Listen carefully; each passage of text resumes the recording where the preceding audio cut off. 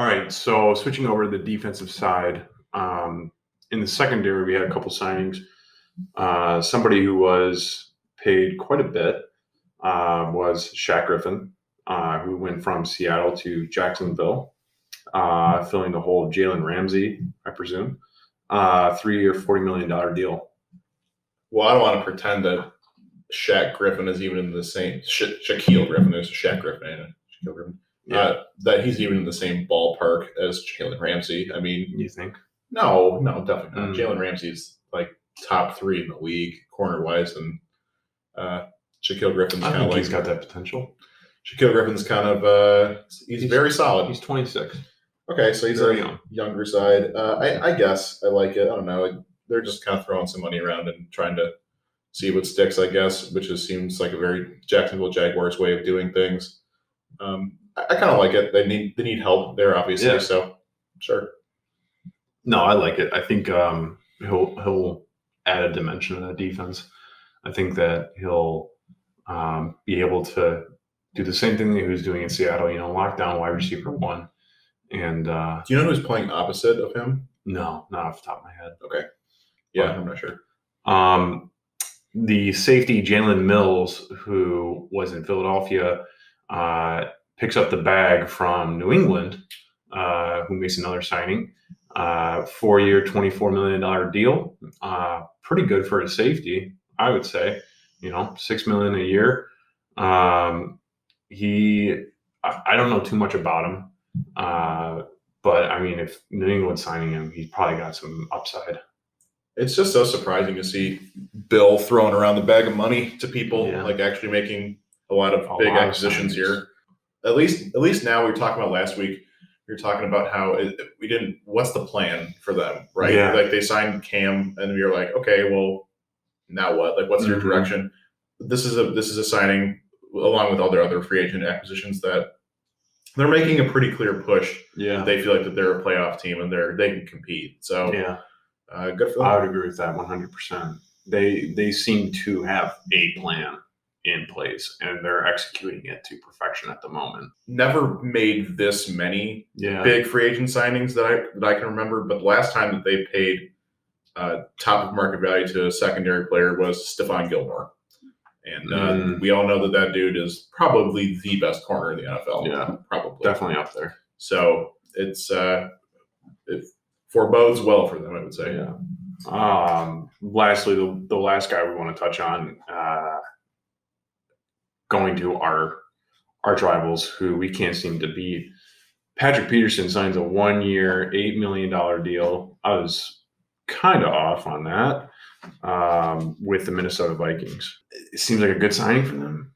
I think it's a good fit. Yeah, they needed somebody because I'm pretty sure that core of cornerbacks is extremely young and not very established. So their defense is a veteran like that. Right. Their defense is a mixed bag of pretty young guys and also older veterans who are getting up there. So he kind of fits the latter. He's still got juice for sure. Like he can still play. And like I said, I think on last week's show or the first show, I was saying that he seems like a guy who will go play with his hair on fire when he gets to his new spot. He's been wanting to change of scenery for a while. So I think that could happen. And it's going to be a problem for us probably. I don't know how many more years he's going to be, a lethal lockdown corner. Yeah, but to his credit, I mean, we're not very threatening with our wide receiver core at the moment. Hey, Rashad Perriman, man. Yeah. So he probably will have some good games against us. Who knows? I like the signing. Yeah, it seems good for them. This is completely off topic and should probably go into the Lions portion, but who was that asshole that we signed from them last season? Who said he was Iverson Griffin. Iverson Griffin, thank you. I just completely forgot about him. Well, is he still on our team? He signed a deal with Dallas actually, and then we traded for him. Yeah, that's right. And I think that was a 2-year deal, so I want to say he might still be on this roster. I'm probably wrong on that, but that will be interesting. All right, let's switch over to linebackers. Enough about Iverson Griffin. This is what really gets you pumping. Yes. Little disappointing that we didn't go after any of these guys. I can understand why. They seem to have a plan, Brad Holmes and Dan Campbell. But it certainly would have been nice to get one of these guys. We'll start out with Bud Dupree, who's going from Pittsburgh to Tennessee on a 5-year, $82.5 million deal.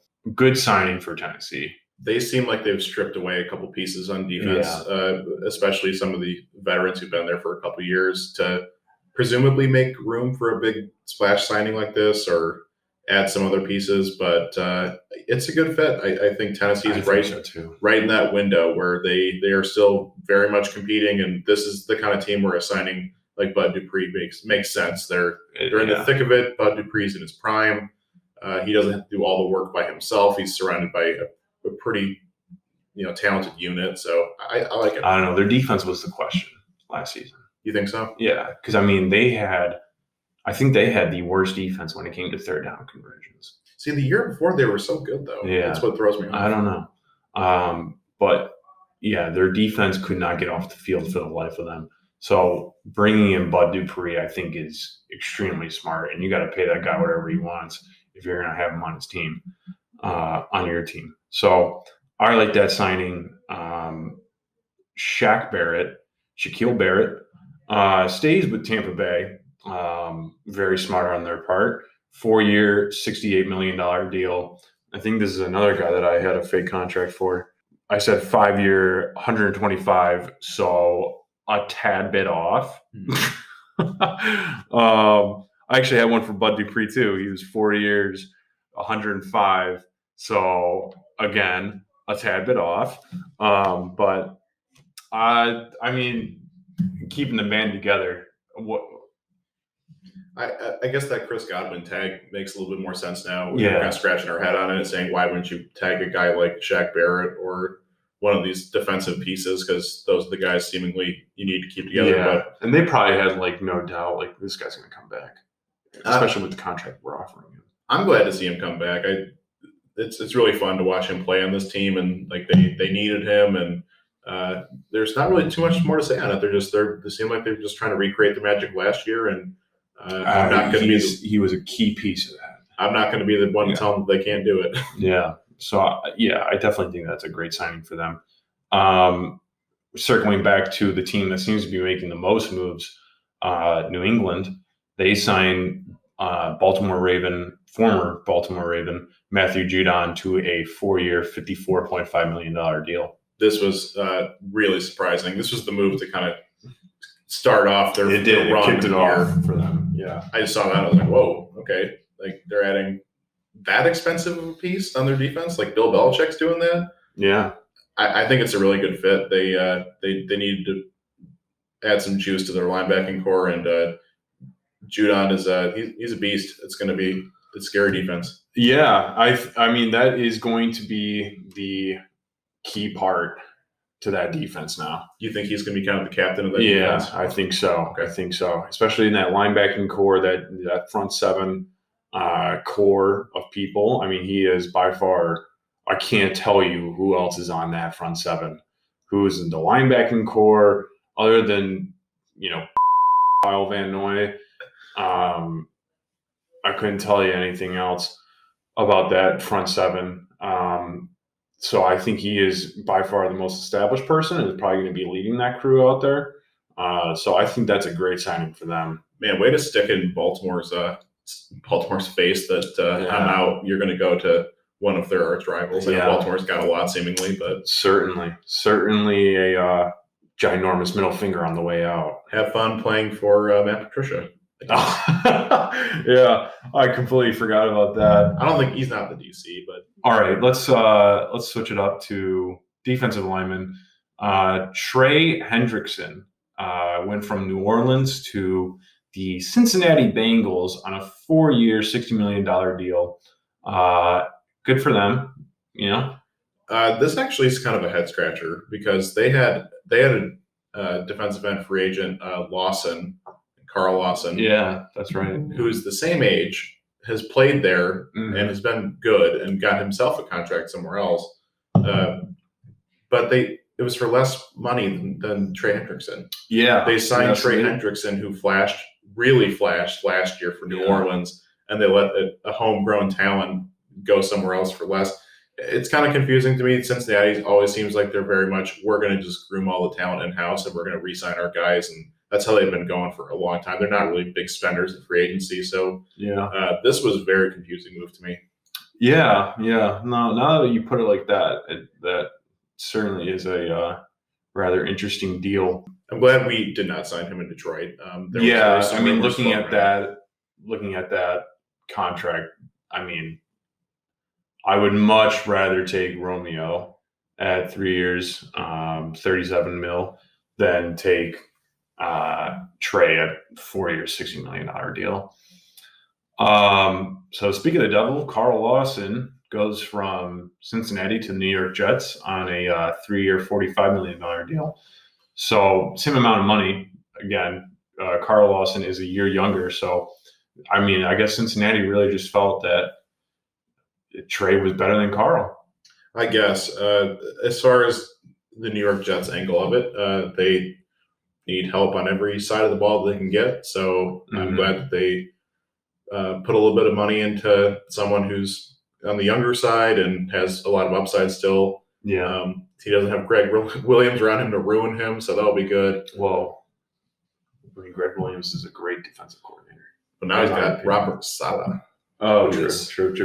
Legit great defensive coordinator. No, that's very true. He's much better. All right. Last guy that I want to touch on before I list off some of these names that are still available to you.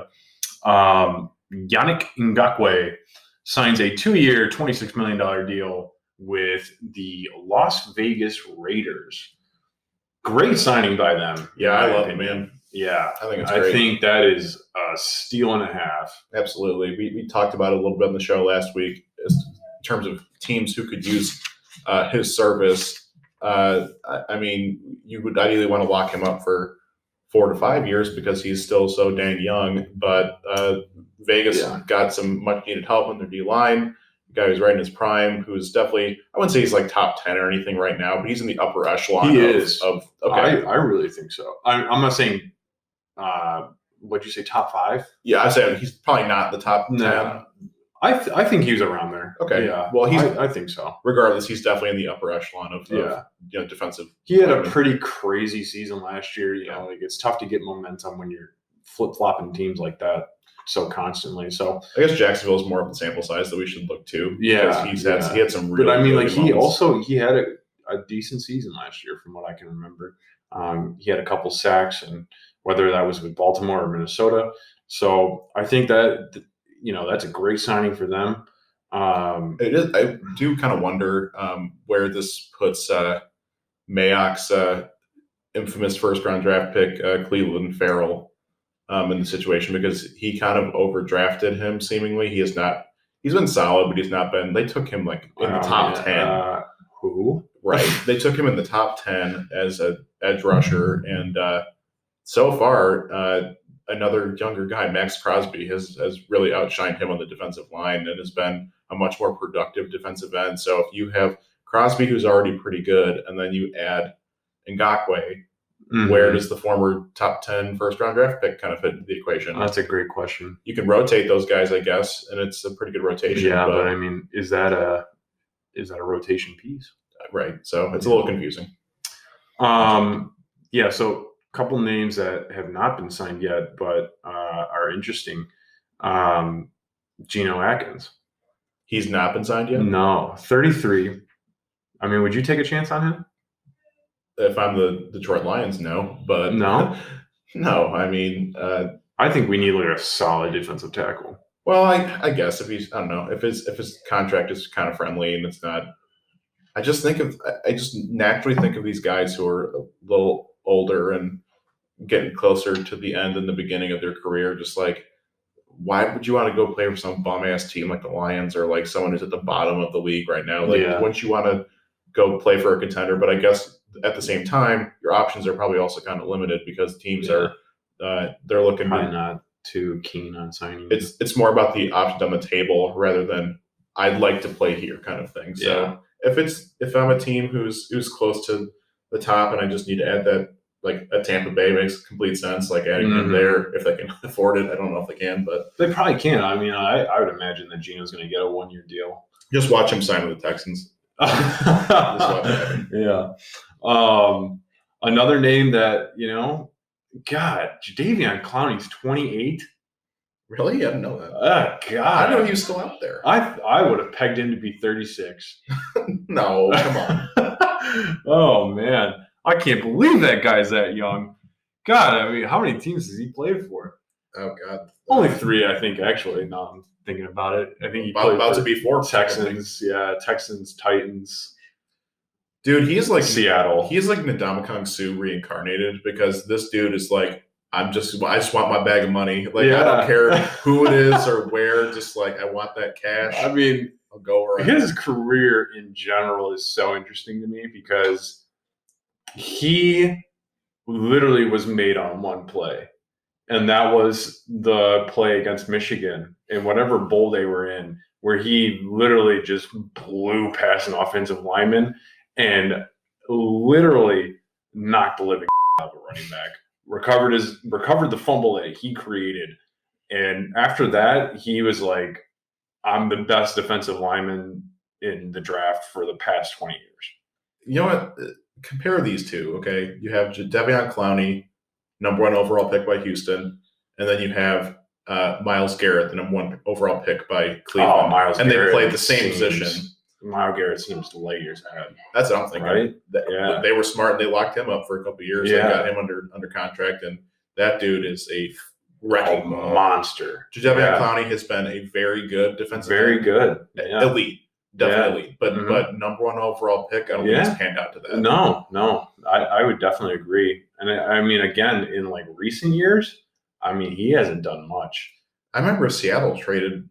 Actually, I was going to say they traded a bunch, but they didn't. They traded like a 3rd-round pick because Houston doesn't know what they're doing. So they traded basically nothing for him. And cool. I mean, if he can find somewhere that will pay him the money he wants, because I'm sure that's the big stipulation right now. I'm sure there are lots of teams who are salivating at the chance to have him on the roster, but are you going to pay the dude $16 million for 1 year to come play for you? Because, I mean, the fact that he's 28 is just wild. That's wild to me. He's got a lot of treading tires left. Yeah. All right, 2 more names I want to throw out there that are kind of actually, you know what? Now I'm looking at it, one quick name: Iverson Griffin is a free agent. Okay, that's good to know. 34 years old. Won't be coming back to Detroit. Don't come back. Yeah. Somebody who, let me just throw it out there. I think it would be interesting if he came back. Ndamukong Suh. I like it. I mean, like, why not? So he is a free agent right now? Yeah, he's 34. 1 year. But just as a pure nostalgia trip, that'd be fun to see him come back. We need help on the D line. Yeah. So we could use a good defensive tackle, and I mean, I don't think he's that bad. It's actually kind of a nasty, like defensive line. Think about it, if you had Aquara, Michael Brockers, and Sue. Yeah, I mean, and Trey Flowers. Okay. I don't know for the last one, but. Yeah, but yeah, no, he's still out there, so I mean that's interesting. He'll get it. He'll get work. And he will 100%. My money says he ends up back in Tampa. Yeah, I wouldn't be shocked. Yeah. How much money do they have at this point? I don't know. Yeah, great question. All right, last guy that I wanted to touch on, Ryan Kerrigan, from Washington, 33 years old, defensive end. I mean, do you take a shot on him? Obviously not at this point for Detroit. No. Because, I mean, we got our defensive ends.